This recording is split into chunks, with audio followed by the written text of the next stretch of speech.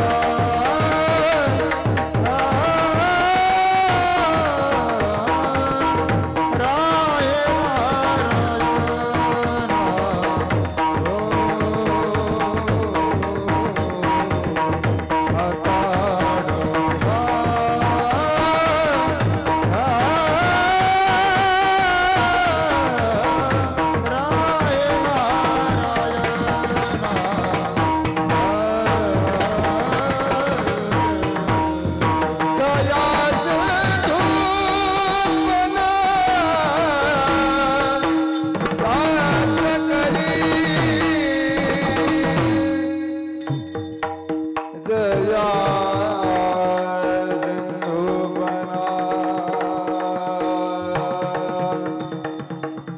साज गिरी साज गिरी दया सिंधू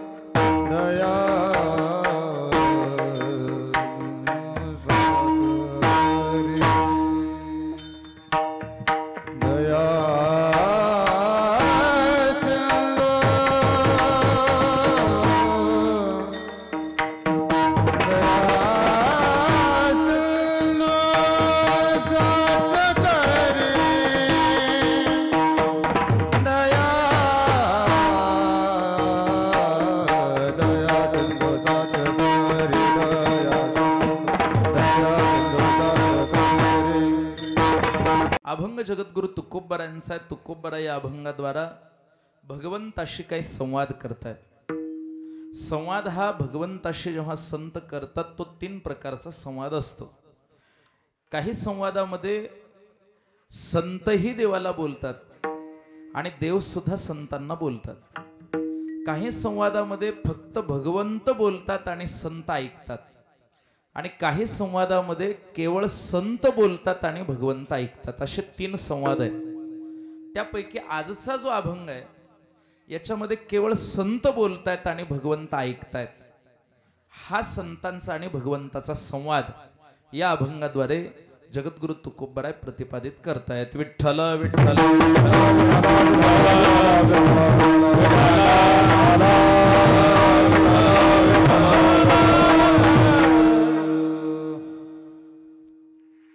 यच्च यावत भूतलावर जेवढी मनुष्य सृष्टी आहे, जेवढी माणसं आहेत, त्या प्रत्येक माणसाला भगवंताने बुद्धी दिलेली आहे।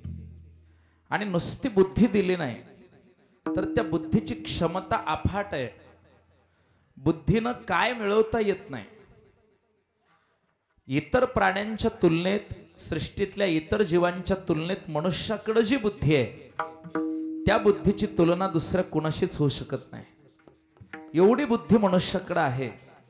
ज्ञानोबरायांनी या बुद्धीचं जास्तीत जास्त काय होऊ शकतं ते सांगितलंय। बुद्धिनिश्चये आत्मज्ञान ब्रह्मरूपा भावी आपणा आपण ब्रह्मस्वरूपाचा साक्षात्कार होऊ शकतो, भगवंताची प्राप्ती होऊ शकते. बुद्धीचे वैभव अन्य नाही, दुजे एका केशवराजे सकळ सिद्धी. भगवंताची प्राप्ती करून घेता येते. जन्म मृत्यूचा फेरा चुकवता येतो, 84चा फेरा चुकवता येतो. एवढी बुद्धीची दुर्लभ आणि अगम्य अशी क्षमता आहे. बुद्धीनं काय करता येत नाही, अभ्यासानं काय मिळवता येत नाही. बुद्धीच्या साह्याने जो अभ्यास केला जातो त्याद्वारे आज जगामध्ये कितीतरी शोध लागले, किती प्रकारचे रिसर्च झाले, आणखी चालूच आहेत. आणखी काही सगळंच सापडले असं नाहीये. अपरंपार शक्यता आहे अशी ही बुद्धी माणसाकडे आहे.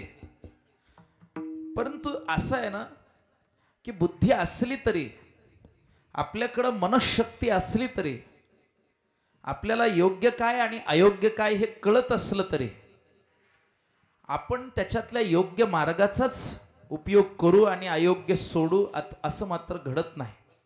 आणि ते घडणं शक्यही नाही. काय असतं, संत महात्म्याने असं चिंतन केलंय, मुळामध्ये माणसाला विवेक आहे का नाही याच्यावर फार भर दिलाय संतांनी.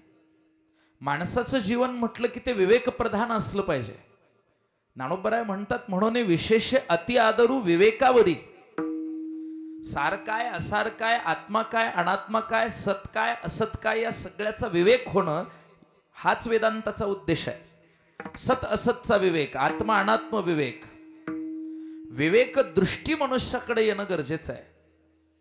बुद्धीच्या शक्तींचा जर विचार केला तर मुख्यतः 4 प्रकारचं कार्य आपली बुद्धी करत असते. काय करते बुद्धी? पहिली शक्ती आहे आपल्या बुद्धीकडे आकलन क्षमता. कोणतीही गोष्ट शिकण्यासाठी लागणारी जी कुवत आहे ती आपल्या बुद्धीकडे असते. म्हणून आपल्याला जर शिकायचं ठरलं तर जगात बरंच काही शिकता येतं. आपण व्यवसायाने नसलो तरी मडकं घडवायचं देखील शिकू शकतो. नीट ऐका, शिकायचं ठरवल्यावर मडकं सुद्धा घडवता येतं. शेतकरी नसला तरी शेतीतली कामं शिकायची म्हटल्यावर शिकता येतात. टाळ वाजवायला शिकायचं म्हटल्यावर शिकता, तो शिकावा वाटणार नाही म्हणा, तसं वाटायला भाग्य मोठं लागतं, पण शिकता येतं. त्याचं नाव आकलन क्षमता, समजून घेण्याची कुवत प्रत्येकाकडे आहे, ज्याला ग्रास्पिंग पॉवर असं म्हणतात. दुसरी शक्ती काय आहे बुद्धीकडं, की आपण जे आकलन करून घेतलं, आपण जे समजून घेतलं, त्या समजून घेतलेल्या, आकलन करून घेतलेल्या गोष्टी, त्याच्यामध्ये चांगलं काय आणि वाईट काय हे ठरवणं, ही दुसरी शक्ती आहे, ज्याला विवेक शक्ती म्हटलंय. माणसाला हे कळतं की चांगलं काय आणि वाईट काय आहे. व्यसनी माणसाला सुद्धा माहित आहे की व्यसन करणं वाईट आहेच, किंबहुना त्यांच्यापेक्षा जास्त दुसऱ्याला कळणार नाही व्यसनात किती वाईटपण आहे, कारण ते स्वतः नालीत पडलेले असतात. कळलं का माझी भाषा? त्यांना अनुभवच आहे, त्याच्यामुळे त्यांच्याकडे विवेक शक्ती नसते असं नाही, विवेक शक्ती असते. कळतं चांगलं काय वाईट काय, चांगलं वागणं कशाला म्हणतात, वाईट वागणं सगळं कळतं. याला विवेक शक्ती म्हणतात. पण नुसत्या विवेक शक्तीनं काही होत नाही. तिसरा एक प्रकार आहे बुद्धीकडे, त्याचं नाव आहे निर्णय क्षमता, डिसिजन मेकिंग पॉवर. चांगलं काय वाईट काय हे कळालं की वाईट सोडून द्यायचं आणि चांगलं स्वीकारायचं आणि त्या मार्गानं चालायचं. निर्णय घेता आला पाहिजे. बरीच माणसं जीवनात निर्णय घेता आला नाही म्हणून अधांतरी राहिले. नोकरी लागली असती हो आम्हाला, आमच्या काळात 7वीवर नोकऱ्या होत्या हो, माझी तर 10वी झाली होती हो. मग काय झालं हो, नोकरी करू का शेती करू ह्या विचारातच राहून गेलो, दोन्हीही केलं नाही. शेती पडक नोकरी लागली नाही. निर्णय झाला पाहिजे, काहीतरी निर्णय. साधी भाजी कोणती करू या प्रश्नाचं बायकोला उत्तर देता येणं, याचंही नाव निर्णय क्षमताच आहे. बायकोने विचारलं कदूची करू का कारल्याची करू, ह्याने सांगितलं 2 तास वेळ दे, मी विचार करून सांगतो. असं चालत नाही. काही गोष्टीचा निर्णय लगेच त्वरित घ्यावा लागतो. काही गोष्टींचे निर्णय गडबडीत घेऊ नका, जरा हळूवार, जरा विचारपूर्वक घ्या. विचारपूर्वक घेतलेले निर्णय माणसाला योग्य मार्गाला नेतात. काही गोष्टीचे निर्णय घाईघाईमध्ये घेत जाऊ नये. माळ घालावी का न घालावी हा निर्णय विचार करून घ्या. कारण माळ घालणं सोपं आहे, पण एकदा घातली की पुन्हा काढायचा मार्ग नाहीये. परमार्थामध्ये रिवर्स येता येत नाही, पुढे जाता येत. काय आहे, जप करायला सुरू करता येतो, बंद करता येत नाही. सप्ताह करायला सुरू करता येतो, बंद करता येत. जरा बारकाई नाही का, सप्ताह बंद करायचा विधी नाही आपल्याकडे. जरा संसारिक गोष्ट सांगतो. आपल्या हिंदू धर्मशास्त्रात लग्न करता येतं, घटस्फोट नाही करता येत. कायदा काहीही करत असेल सोडा, पण आपल्याकडं लग्नाचे फेरे एकदा झाले की पुन्हा ते नवरा बायको नाहीत असं कोणतं शास्त्र नाही. ते मरेपर्यंत आहेत. आता हे कायद्यामध्ये काय असेल ते असेल, सोडून द्या. उलटे गणतच नाहीत आपल्याकडं. एकदा एक गोष्ट स्वीकारली की पुढे चालायचं, मागे वळायचं नाही. ऋषीमुनी सांगतात चरयवेती चरयवेती. आपल्याकडं संन्यास स्वीकारला की पुन्हा संसारामध्ये येता येतं का? एकदा संन्यास घेतला पुन्हा संसार करता येतो का? करता येत नाही. रिवर्स येता येत नाही, पुढे चालता येतं. आणि जीवनाच्या गाडीलाच मुळात रिवर्स गिअर नाहीये. बघा तुम्ही, माणूस म्हातारा झाला, आता तरुण होता येईल का? माणूस तरुण आहे, आता लहान बाळ होता येईल का? आता लहान बाळ आहे, त्याला डबल जन्म घेता येईल का लगे लगे? बाळ झाला ना, जन्माची क्रिया मागे पडली, पुढे चल. आता बालकाचा तरुण, तरुणाचा वृद्ध होईल, पण वृद्धाचा तरुण, तरुणाचा बालक असा उलटा क्रम होत नाही. असं उलट होऊ शकत नाही. झाड उगवलं ते रोप आहे, रोपाचं झाड झालं, झाडाचं रोप होत नाही. पुन्हा त्या झाडाला परत रोप होता येतं का? स्वतःला नाही. त्याच्या बीजापासून दुसरी रोप होतील, मग स्वतःला परत येता येतं का? आता इथं बरीच माणसं आहेत, कुणाचं वय 60 आहे, कुणाचं 50 आहे. जे 50चे आहेत त्यांना 20 वर्षाचं होता येईल काय? हो वाटत नाही काय? 80 वर्षाच्या माणसाला 40शीत यावं वाटत नाही का? येता येतं का हा प्रश्न आहे. असं होतच नाही. निर्णय क्षमता म्हणून महत्वाची आहे. मग फक्त निर्णय होऊनही उपयोग नाही. एक चौथी शक्ती आहे बुद्धीकडे, त्याचं नाव दृढत्व. निर्णय घेतल्यानंतर तुम्हाला अनेक संकट येणार आहेत. एकदा माळ घातली, माळकरी झाले, तुम्हाला वाटलं सगळी अडचण संपली. नाही, मित्र ओढून नेणार, अडचणीत आणणार, गळ घालणार. पण त्यावेळेस तुमचा पक्का निर्धार राहणं गरजेचं आहे. निष्ठावंत भाव भक्ताचा निर्धार हे वर्म. हा निर्धार टिकला पाहिजे, याला दृढता म्हणतात. देह जावो अथवा राहो, पांडुरंगी दृढ. सगळ्यात जास्त संकट देवाच्या भक्तावर येतात. भक्तीच्या मार्गाला लागा, संकट त्याच्यावर आहेत. दुर्जन माणसाची निंदा होत नाही. सज्जनाकडून थोडंही चुकलं तरी त्याची निंदा झाल्याशिवाय राहत नाही. चांगल्याकडून जराही चुकू द्या, नाही चुकू द्या, त्याचे जे विरोधक असतात तो चुकला हे सिद्ध करतात षडयंत्र करून.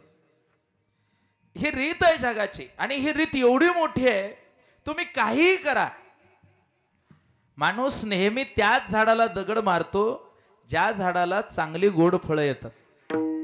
कडुलिंबाला कोण दगड मारलाय का? कडुलिंबाला. आणि गोड आंब्याला त्याला दगड मारतात. ज्याच्याकडे सद्गुण आहेत, जो सदाचारी आहे, सज्जन आहे, त्रास त्याला होतो. वनवास रामाला आहे, रावणाला कधी वनवास होईल काय? दुर्योधनाला कधी वनवास होईल काय? वनवास पांडवांना आहे, कौरवांना नाही. जे धर्माच्या मार्गावर आहेत, सन्मार्गावर आहेत, अडचणी त्याला आहेत. ज्याला काहीच कळत नाही त्याला काही अडचणही नाही, पण ज्याला काही कळतंय त्याला अडचण आल्याशिवाय राहत नाही. मग ज्या अडचणी येतील, जे संकट येतील, भगवंताच्या मार्गावर चालताना ज्या बाधा येतील, त्या सगळ्या बाधा दृढतेने पार करायच्या. याला निर्धार शक्ती किंवा दृढता शक्ती असं म्हणतात. या 4 गोष्टीचा जर उपयोग केला तर बुद्धीनं सुद्धा भगवंताकडे जाता येतं. पण गडबड काय आहे, बुद्धी म्हणजे काय आणि मन म्हणजे काय याच्यातलं अंतर समजून घ्या. बऱ्याच जणाला मन आणि बुद्धी सारखंच वाटतं. तसं नाहीये. मनाचा विचार वेगळा आहे, बुद्धीचा विचार वेगळा आहे. अंतःकरण उपाधीच्या ठिकाणी निर्माण झालेली निश्चयात्मक वृत्ती म्हणजे बुद्धी. वेदांताने याच्या व्याख्या करून दिल्यात. आणि मन म्हणजे काय? अंतःकरण उपाधीच्या ठिकाणी निर्माण झालेली संशयात्मक वृत्ती म्हणजे मन. विठ्ठल विठ्ठल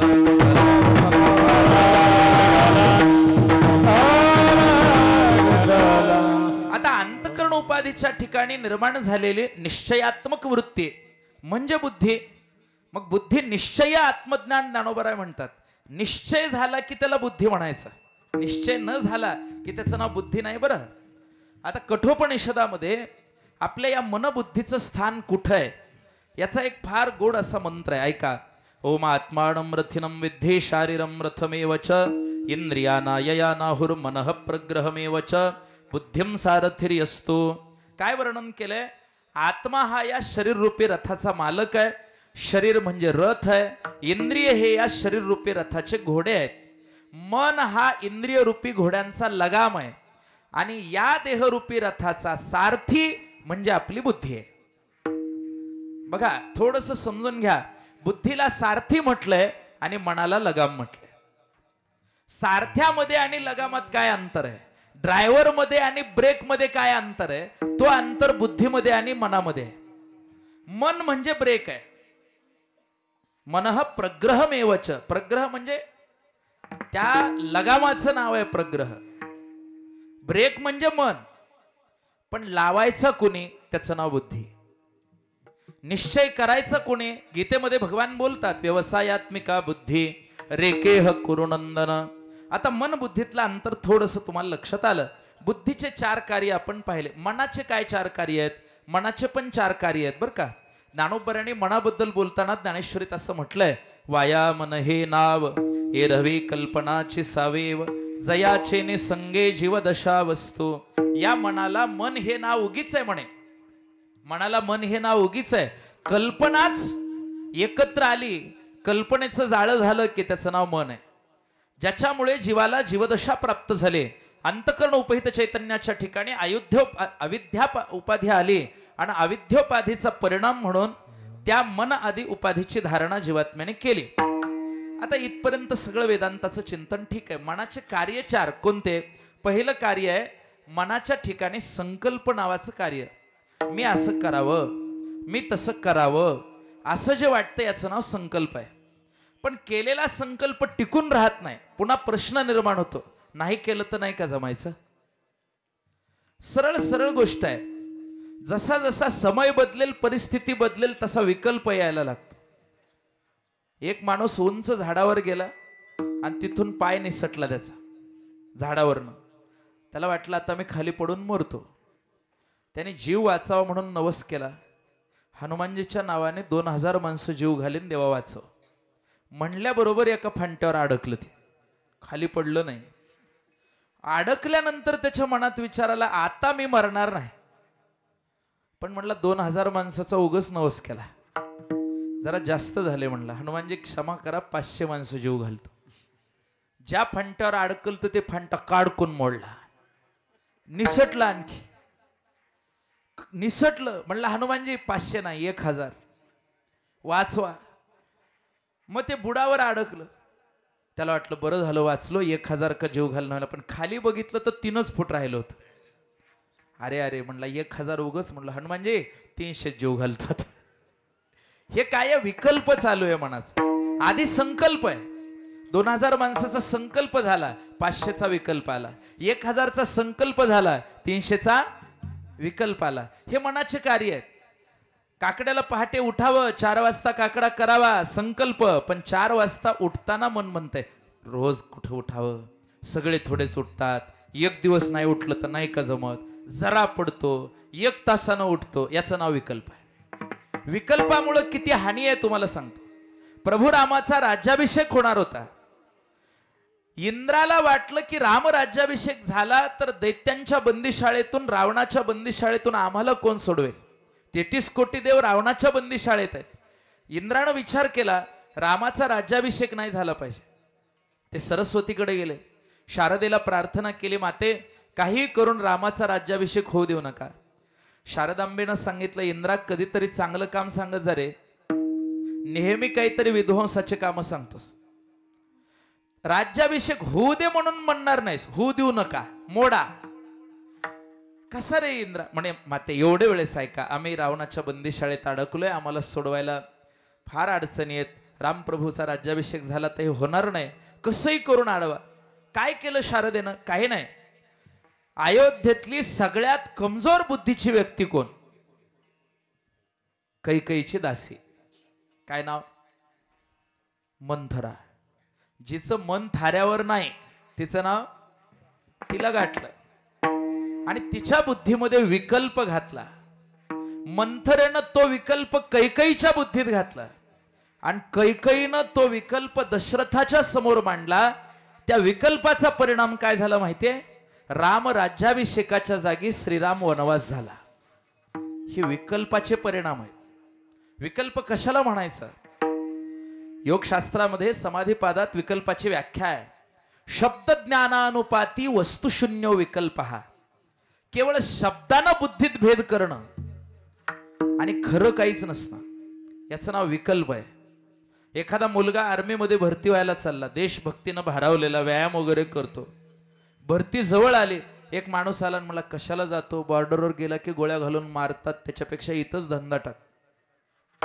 मरशील जाऊन आता भरतीला निघालेल्या पोराला हे बोलणं म्हणजेच विकल्प घालून देणे त्याला एखादा मुलगा परमार्थाला लागू द्या आज आनंद एवढे सगळे विद्यार्थी इथं उपस्थित आहेत एखादा नवीन मुलगा मंदिरात जाऊ द्या ज्ञानेश्वरी वाचू द्या काही माणसं म्हणतात आमच्या कुळात नव्हतं असलं आमुचे कुळी नव्हते ऐसे हे चिपिसे जन्मले काय असे लागले चट धरे वाट देवळाची लोक एवढे आंधळेपणात आहेत एक जण म्हणला ज्ञानेश्वरी ग्रंथ घरी आणला की बरं होत नाही विकल्प नाही तर काय आहे अहो ज्यांच्या घरात ज्ञानेश्वरी नाही त्यांचं घर घरच नाही नीट ऐका ज्ञानेश्वरी मुळे जे बरं होतं त्याच्या एवढं बरं काहीच नाही आणि ज्ञानेश्वरी नसताना बरं होतच नाही लक्षात ठेवा संतांचे विचारच आपल्या जीवनाला सुधरवू शकतात चला पुढे जाऊ थोडस चिंतनाचा विषय आहे संकल्प करणं विकल्प करणं दोन कार्य झालं तिसरं कार्य मनाचं बद्धत्व कुठेही मन अडकून बसतं 10 वर्षापूर्वी शेतकऱ्याचा बैल मेला होता तो शेतकरी आणखी म्हणत असतो महाराज काय भारी बैल होतं बैल मेला 10 वर्ष झाले पण याच्या मनातून जात नाही त्याचं मन अडकलं याचं नाव बद्धत्व आणि मनाचं चौथं कार्य चंचलत्व बहुत चंचल चपला है बहुत चंचल चपला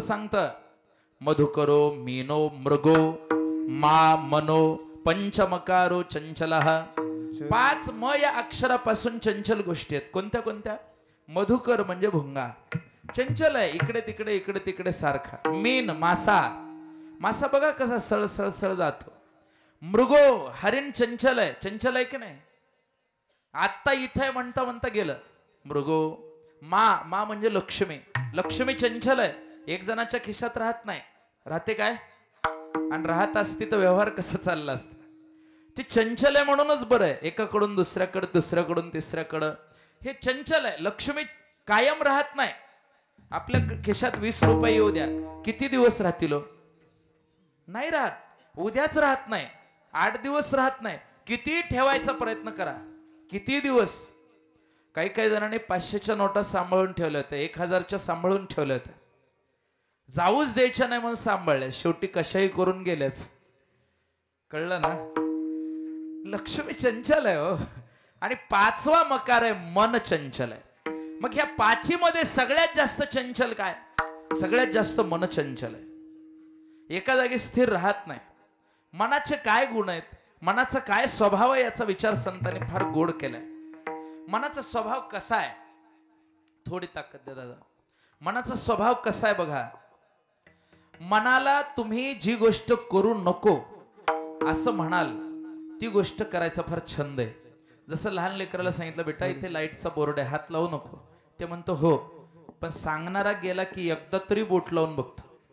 करंट बसला, अरे बापरे बापरे, पुन्हा ओरडतं चिरकतं, पण एकदा तरी करतच. ते नको म्हणल्यावर त्याला जास्त जोर आहे.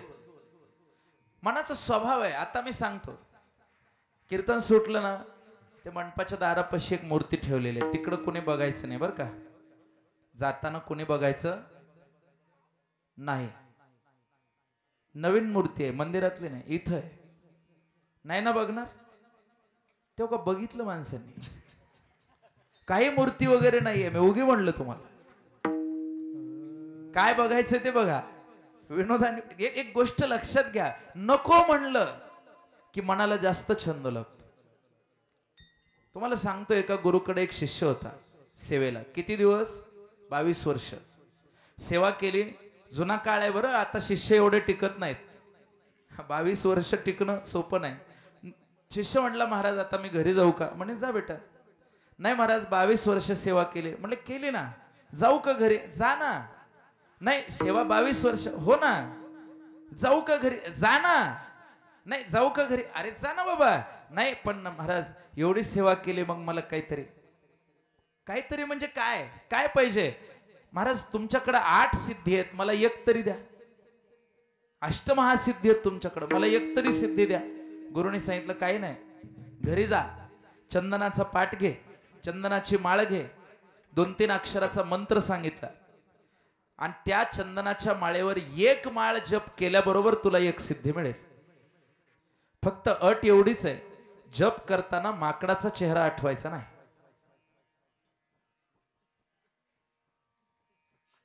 तो शिष्य घरी आला, चंदनाचा पाठ घेतला, चंदनाची माळ घेतली, मनी ओढल्याबरोबर माकड दिसायला सुरू झालं. जप चालू आहे, आणखी सिद्धी मिळाली नाही. कारण कळलं का बघा. विठ्ठल विठ्ठल विठ्ठल विठ्ठल.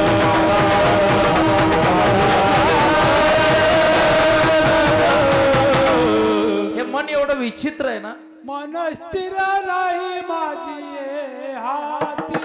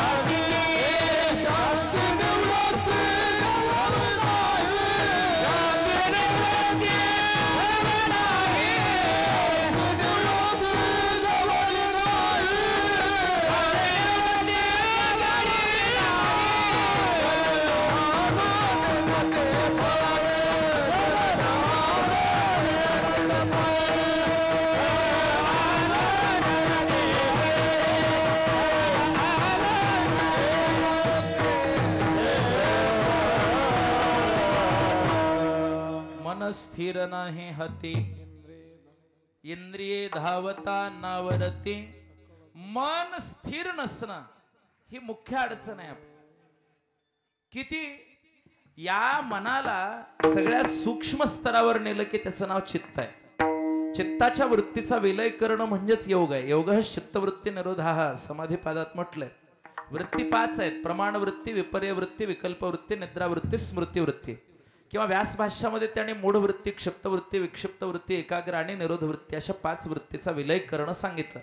होत नाही ते मनाचा विलय, मनोलय होत नाही, मनाची उन्मनी साधल्या जात नाही आणि मग हे मन चंचलता करत नको त्या गोष्टीत जात. आता मंदिरात गेल्यावर मन देवाकडे लागायला पाहिजे की नाही? पण मंदिरात तुम्ही दर्शनाला जा, नवीन चप्पल घेऊन जा. बाहेर चप्पल सोडा तिकडं बरं का, तेव्हा तिथं चप्पल आहे. आता देव इकडे अशी प्रार्थना सुरू करा. त्वमेव माताच पिता त्वमेव, हळूच बघतोय, त्वमेव बंधुश्च, नाही कळलं काय आहे तिकडं? त्वमेव विद्या द्रविणं त्वमेव, त्वमेव सर्वं मम देव देव. इकडं का तिकडं? तन देवळात आणि चित्त विचित्र गती आहे मनाची. माणसाला वाटतं की माझं मन देवाकडे. तुम्ही जप करायला लागा, नुसते मनी ओढल्या जातात पण मन जाग्यावर नसतं. कबीरजींनी एक दोहा सांगितलाय: हाथ में फिरे माला, जिव्हा फिरे मुख माही, मन तो चहु दिसी फिरे, यह तो सुमिरन नाही, यह तो सुमिरन नाही. हातात माळ फिरते, तोंडात जीभ फिरते आणि मन 4 दिशेला फिरते. याचं नाव जप आहे का? विठ्ठल विठ्ठल.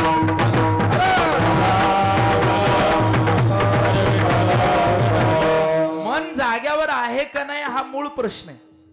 मूळ प्रश्न काय? मन जाग्यावर आहे का नाही. बहुतेक मन जाग्यावर राहत नाही. मनाचा स्वभाव आहे, त्याला नको करू म्हणलं की ते आठवत. एक दृष्टांत सांगतो. एक शेतकरी, शेतात काम करणारा, गावात राहणारा, त्याचा एक मित्र शहरात गेला आणि मोठा ज्योतिषी झाला, ज्योतिषाचार्य झाला. त्याने गाव सोडून 22 वर्ष झाले. या शेतकरी मित्राला त्याची आठवण यायची. दोघं सख्खे मित्र, जीवाभावाचे. त्याला वाटायचं एकदा भेटावं, एकदा भेटावं. जाणं काही होईना. एका दिवशी शेतकऱ्याने वेळ काढला आणि तो शेतकरी मित्र त्या ज्योतिषी मित्राला भेटायला शहरात गेला बरं का.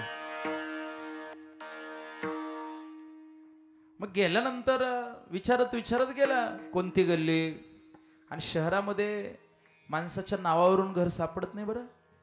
तिथं घर नंबरवरून घर सापडत. कॉलनी नंबर, घर नंबर.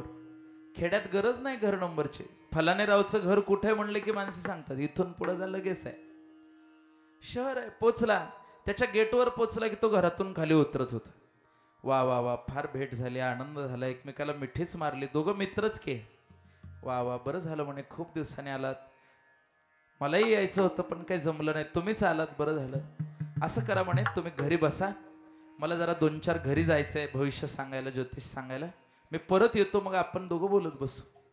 तुझ्या वहिनीला सांगतो म्हणे स्वयंपाक करायला, तू जेवण कर, मी येतोच. तो शेतकरी मित्र म्हणला, मी तुला भेटायला आलोय, जेवायला नाही आलो. ते म्हणलं, हो पण मी जरा जाऊन येतो, माझं काम आहे. नाही म्हणे, तू जिकडं मी सुद्धा. हे बघा, वैऱ्याची भेट झाली त्याला कटवता येतं, मित्राला कटवता येत नाही. मित्र येतो म्हणजे मी तुझ्या सोबतच येणार. म्हणजे तुला न्यायला अडचण नाही, तो ज्योतिषी म्हणतोय, पण तुझे कपडे जरा मळके सळके, जरा 1-2 जागे ठिगळे, मला काही बरं वाटत नाही, म्हणून मला वाटतं नको. शेतकरी म्हणला, त्याच्यात काय, दे की तुझे. मित्र आहे. घरी गेला. त्या ज्योतिषाच्या बायकोने त्या दिवशी धुणं काढलेलं होतं. धुणं नाही, त्याचं नाव दसरा काढणे बरं का. सगळीच कपडे धुवून टाकले होते. हा गेला आणि बायकोला म्हणतो, एखादा ड्रेस आहे का ग माझा मित्राला द्यायचा आहे. त्याच्या बायकोने सांगितलं, दसरा काढलाय, एक पण नाही, बघ ना एखादा असला तर. म्हणली एक आहे, चांदीचं शर्ट आहे, त्याला सोन्याची बटन आहेत, तुम्हाला एका राजाने बक्षीस दिलं होतं, ते ड्रेस देऊ का काढून? ते काय हळू नाही म्हणली, मोठ्यानेच म्हणली. शेतकरी म्हणला आणा आणा वहिनी आणा, चांदीचं शर्ट सोन्याचे आणा. हे ना लगेच शर्ट वगैरे चांदीचं घातलं, ते धोती चांदीची घातली, सोन्याची बटणं लावली, असा भारी झमझमाट दिसायला लागला. दोघं मित्र निघाले बाहेर. पण ह्याच्या मनात सल ज्योतिषाच्या, मी हा ड्रेस घातला असताना माझ्या अंगावरचं काढून दिला असता याला तर बरं झालं असतं. काय करू म्हणलं, आता जाऊ द्या बाबा चला. गेला ज्या घरी, मोठं श्रीमंताचं घर, त्याच्या घरी गेले, बसले. सांगितलं काय त्यांचं ज्योतिष वगैरे, ते तुम्ही चांगले माणसं आहेत, तुमचे कोणाला कदरच नाही. ज्योतिष म्हणजे काय असंच सांगतात ते सगळं. खरं ज्योतिष फार थोड्या लोकांना कळतं. त्यांनी ते सांगितलं जे सांगायचं ते बरोबर झालं. मग त्यांनी विचारलं हे कोण तुमच्या सोबतचे? आता एवढं झमझमाट म्हणल्यावर विचारणार हे कोण आहेत? ते म्हणे काय नाही, हे आमचे मित्र आहेत, फार जीवाभावाचे मित्र आहेत, 22 वर्षापासूनची मैत्री आहे, फार चांगला माणूस आहे, सज्जन माणूस आहे. राहिला प्रश्न त्यांच्या कपड्यांचा, ते माझे आहेत. ह्याला असा राग आला. ते म्हणला चल बाहेर सांगतो तुला. बाहेर गेल्यावर तुला काही गरज होती का विषय काढायची? काय वेडा आहे का? कशाला म्हणलं तसं? नाही नाही म्हणलं माझं चुकलं गड्या दोस्ता, एवढी बार जाऊ दे, आता नाही गडे. गेला पुढच्या घरी बसले. तिथं काय सांगायचं ते भविष्य सांगितलं, ज्योतिष सांगितलं. त्याने विचारलं हे कोण? म्हणलं हे आमचे मित्र, फार चांगला माणूस आहे, फार चांगला स्वभाव आहे, जुना मित्र आहे. राहिला प्रश्न त्यांच्या कपड्यांचा, ते त्यांचेच आहेत असं समजा. समजा बाहेर आल्यावर म्हणलं तुला म्हणलो होतो ना बाबा, असं का करतोय तू, आता तरी नको म्हणू. म्हणलं आता नाही म्हणत, एवढे वेळेस जाऊ दे. पुढल्या घरी गेले, तिथं जाऊन भविष्य सांगितलं, ज्योतिष सांगितलं. पुन्हा विचारलं हे कोण? म्हणजे हे आमचे मित्र, फार चांगला माणूस आहे, सज्जन स्वभाव आहे, जुनी मैत्री आहे, 22 वर्षापासूनचा मित्र आहे. राहिला प्रश्न त्यांच्या कपड्यांचा, त्याच्याबद्दल मला काही बोलायचं नाहीये. आता काही राहिलं का? हे मन आहे, कितीही आवरायला गेलं की जास्त विस्तार करत. म्हणून तुकोबराय बोलतात, या मनाला मी आवरायला गेलो, परिणाम काय झाला? काय करीतो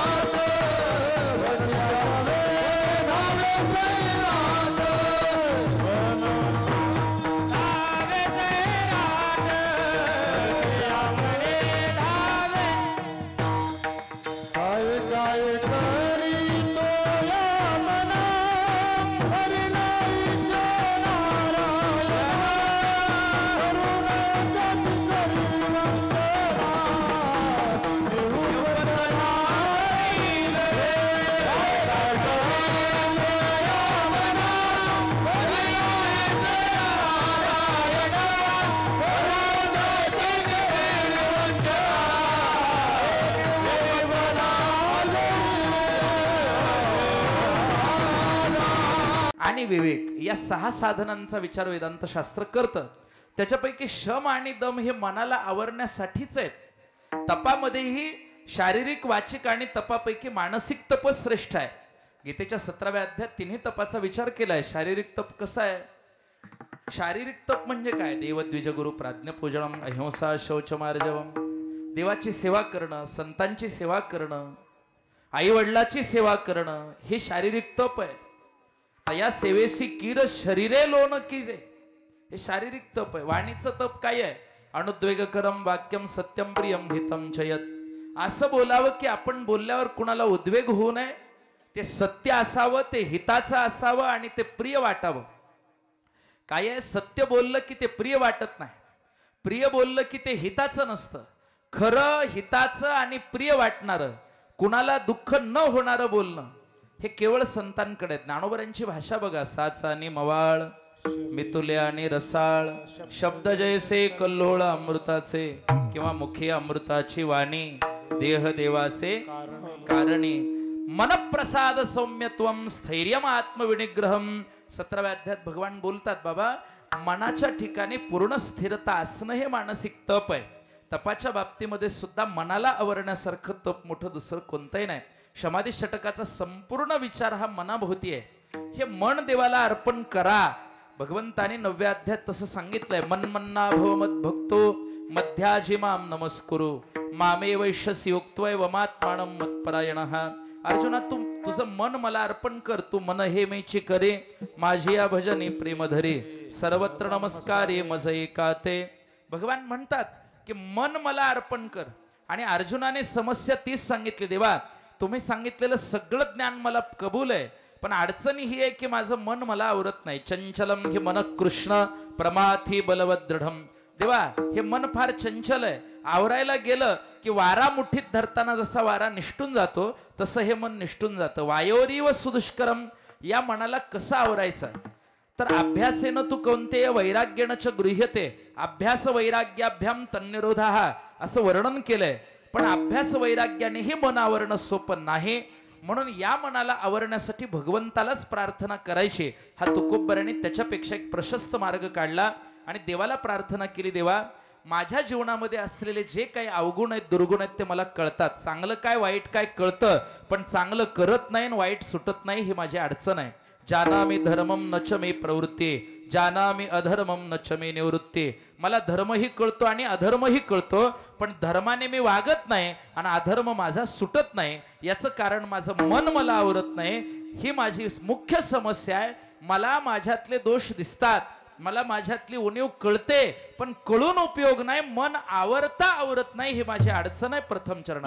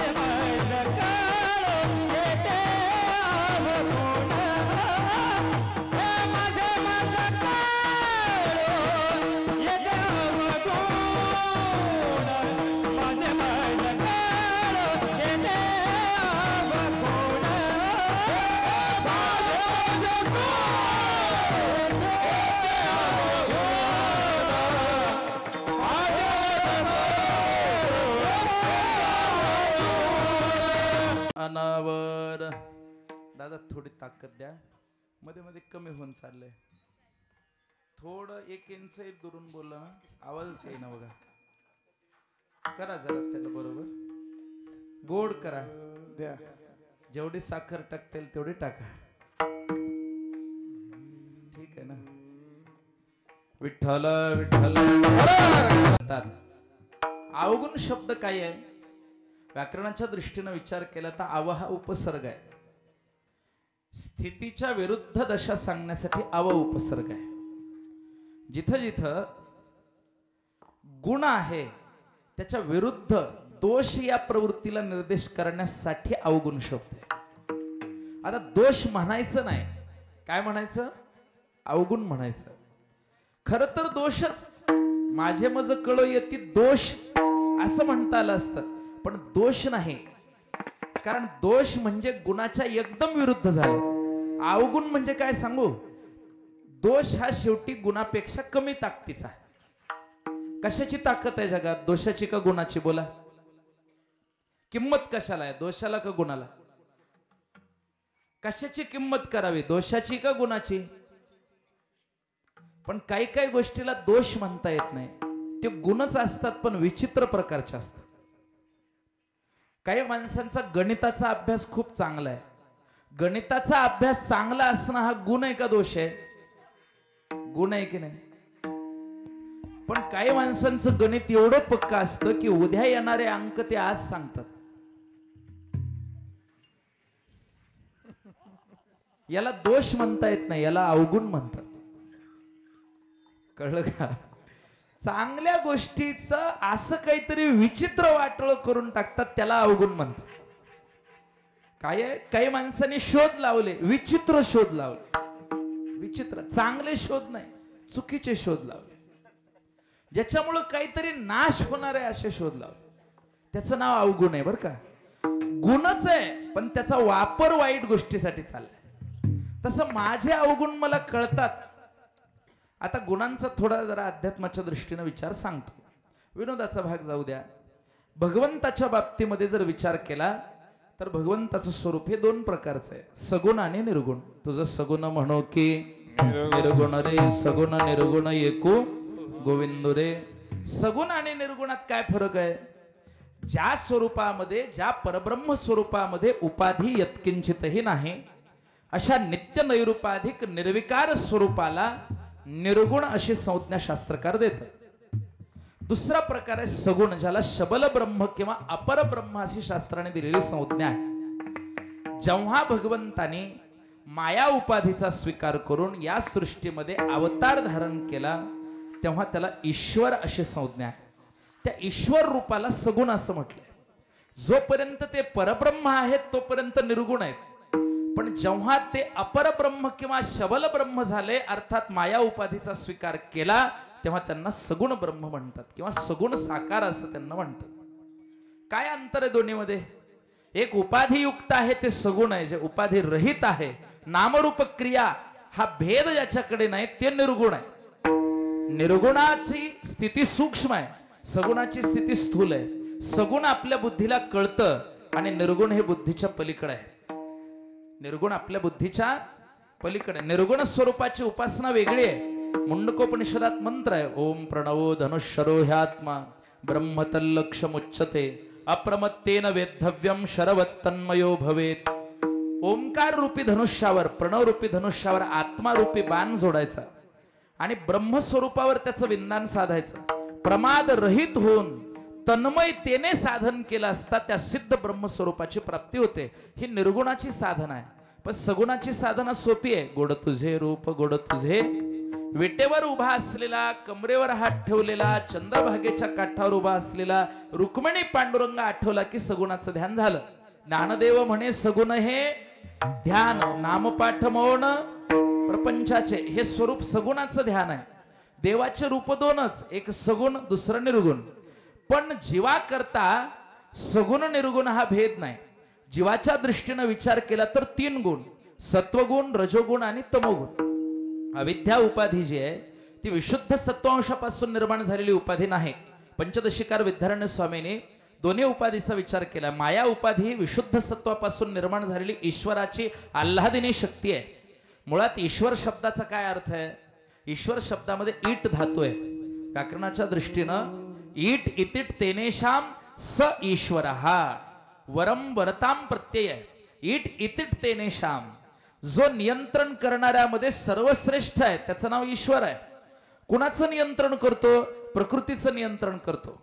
उपनिषदकार बोलतात, मायाम तू प्रकृतीम विद्धी मायिनम तू महेश्वरम. किंवा गीतेमध्ये भगवान म्हणतात, मयाध्यक्षण प्रकृती हे सुयते सचराचरम हेतुनानेन कोणतेय जगद्वे परिवर्तते. या संपूर्ण सृष्टीचं नियंत्रण भगवंत करतात. म्हणून त्यांची आल्हादिनी शक्ती माया ही विशुद्ध सत्वांशापासून निर्माण झाले. म्हणून भगवंताच्या ठिकाणी रजतम सत्व हा भेद नाही. पण प्रकृती मात्र तीन गुणांनी युक्त आहे.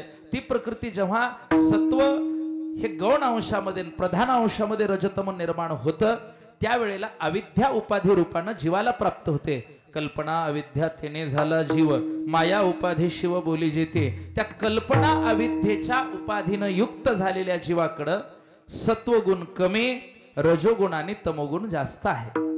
आता सरळ विचार करा, स्वतःला प्रश्न विचारा, मी कोणत्या गुणाचा आहे? सत्वगुणाचा आहे का, रजोगुणाचा आहे का तमोगुणाचा आहे? स्वतःला प्रश्न विचारा. सांगू नका. मला माहित आहे प्रत्येकाला वाटतं मी सत्वगुणाचाच आहे, वाटतं की नाही? कुणीतरी स्वतःला रजोगुणी तमोगुणी म्हणेल का? म्हणून घ्यायला आवडत नाही. पण वास्तव हे आहे की जोपर्यंत अज्ञान दशा आहे तोपर्यंत आपल्याकडे सत्वगुण कमी असतो आणि रजोगुण आणि तमोगुण जास्त असतो. आता हे ओळखायचं कसं? ह्या तिन्ही गुणाचे काही लक्षणं सांगणं तुम्हाला गरजेचं आहे. अवगुण कळण्यासाठी आधी 3 गुण कळावे लागतात बरं का. अवगुण पुन्हा सांगतो तुम्हाला, अवगुण थोड्या 2 मिनिटात सांगतो. नंतर अवगुण सोडायचे नाही, म्हणजे अभंगातला अवगुणाचा अर्थ सोडायचा नाही, आपले अवगुण सोडायचे. ऐका, सत्वगुणाचे लक्षण काय? दया करणं, करुणा करणं, एखाद्याचं दुःख जाणून घेणं, एखाद्याला क्षमा करणं, हे सत्वगुणाचं लक्षण आहे. तुकोबऱ्यांचा अभंगच आहे, दया क्षमा शांती तेथे देवाची. आता फार विस्तारात नेत नाही तुम्हाला, फार थोडक्यात बोलतो.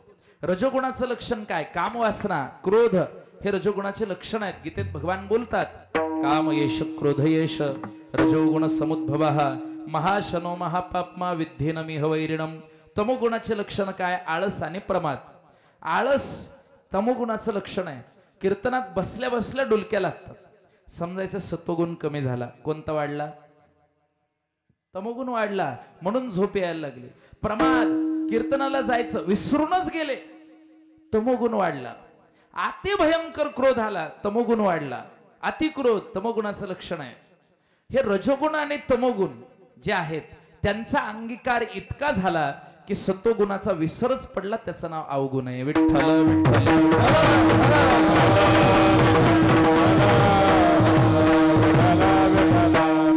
अवगुण कशाला म्हणतात सांगतो.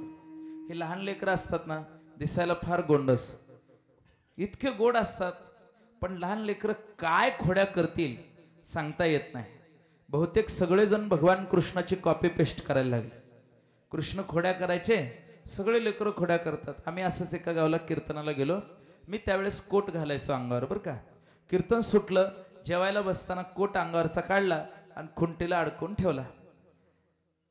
कोट झालं काय, एक छोटं पोरगं आलं, तिकडं वाळूचा ढीग होता. मुठभर वाळू आणली की कोटच्या ह्या खिशात, दुसरी मूठ वाळू आणली की कोटच्या ह्या खिशात. मी त्या घरमालकाला म्हणलं, मामा माझ्या कोटच्या खिशात तुमचं पोरगं वाळू भरायला की हो, लक्ष द्या की हो. ते म्हणले, महाराज हे आमचं पोरगं नाही, माझा भाचा आहे. म्हणलं असं नका, भाचा कोटमध्ये वाळू भरायला ना. हा म्हणले, भाच्याला बघू काय करायचं ते. पण मला वाटलं भाचा इतका खोडकर म्हणल्यावर पोरगं काय करायला काय माहिती. मी म्हणलं पोरगं काय करायलाय तुमचं? ते काय म्हणलं, ते काही त्रास देत नाही, ते तुमच्या बुटात पाणी होत आहे. काय गुणी लेकर आहेत. काय आहे, जे नको ते काम करणं याचं नाव अवगुण आहे बरं का. जे उलटे काम आहेत ते सगळे करणं. आता तुम्हाला सांगू, हा मृदंग वाजवणं फार अवघड गोष्ट आहे. मृदंग शिकणं सुद्धा अवघड आहे. आता ते कला वाटते, सोपं नाही. काय हुशार पोरग, मृदंग वाजवता येत नाही, लावता येत नाही, काय नाही, ब्लेड आणली मस्त काट मारला, गुणवान हो. विठ्ठल विठ्ठल.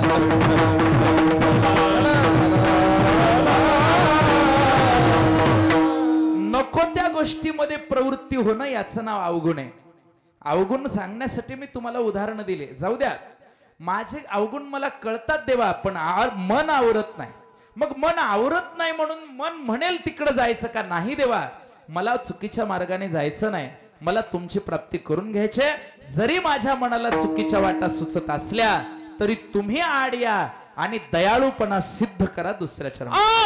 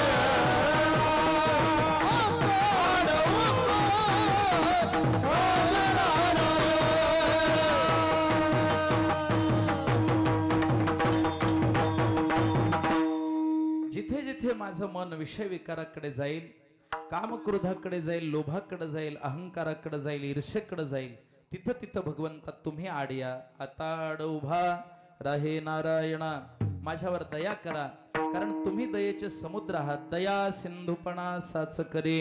एवढ्या जणांना तारलं देवा. वेश्या गणिका तारली, अजामेळा तारला, पापीने भिल्लीने तारले, कुंटीने तारले, गजेंद्रासारखा हत्ती तारला. मग मला का तारणार नाहीत भगवंता? मलाही तारा. साच करे. मग एवढं बोलल्यावर भगवंताने तुकोबारांना विचारलं, महाराज तुम्हाला एवढं जर कळतंय तर तुमचे तुम्हीच मनाला आवरा ना. महाराज म्हटले, देवा बोलणं सोपं आहे, बोलायला जगात सगळ्या गोष्टी. इथं बसल्या बसल्या माणसं गप्पा मारतात, देशाची सुधारणा झाली पाहिजे, देशातले निर्णय चुकतात, ह्याचे पत्र फुटलेत 15 वर्ष झाले, बदलणं होत नाही, देशाचे निर्णय चाललेत. बोलायला काय असतो? काही बोलतायत. इथं काही काही बिडी ओढणारे माणसं अशी बिडी फुंकतात, फू करून धूरवर सोडतात, म्हणतात बघा माडी. कशाची? धुराची हो, खरी नाही. खरी बांधणं वेगळी गोष्ट आहे. बोलायला काही लागत नाही, बोलता वाटे, पण करणी करायला गेलं की मग मात्र अवघड गोष्ट आहे. करणं अवघड आहे. वाचा वदे परी करणे कठीण. का? कारण इंद्रियाच्या अधीन जीवन झालंय. डोळे रूपाकडे ओढतात, कान म्हणतात मला चांगली स्तुती ऐकायची इच्छा आहे, त्वचा म्हणते मला चांगला स्पर्श पाहिजे, जीभ म्हणते मला चांगला स्वाद पाहिजे, मन विषयाकडे ओढतंय. इंद्रियाधीन झालो देवा विठोबा रखुमाई.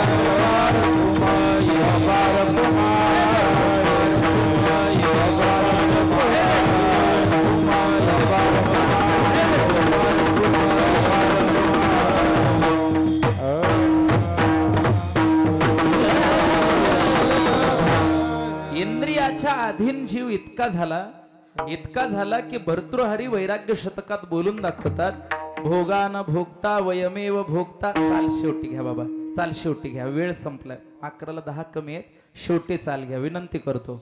मला माहिती आहे समर्थ सद्गुरू धोंडोपंत दादासाहेबांच्या फडावरचं गाव आहे, मला त्याची जाणीव आहे, क्षमा मागून शेवटी चाल घ्या. विठ्ठल विठ्ठल.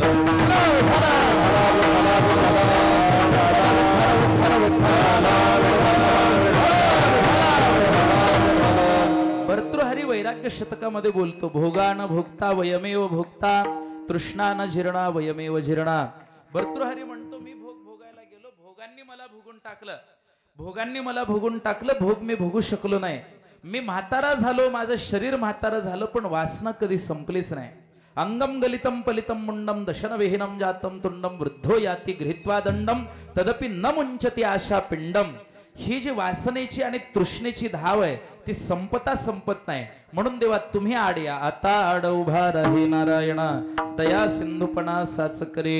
मग महाराजांनी विचारलं पांडुरंगाने, तुम्ही एवढी प्रार्थना करता, माझी एवढी जवळीक सांगता, तुम्ही नेमकी काय साधना केली सांगा.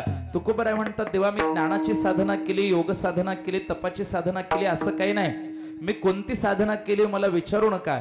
मी काही फार मोठा सेवक, फार मोठा नाही. नोहे दास खरा परिहा झाला से, जसा कसा असेल तसा पण तुमचा दास आहे, तुमचा सेवक आहे, तुम्ही माझ्यावर उदास होऊ नका.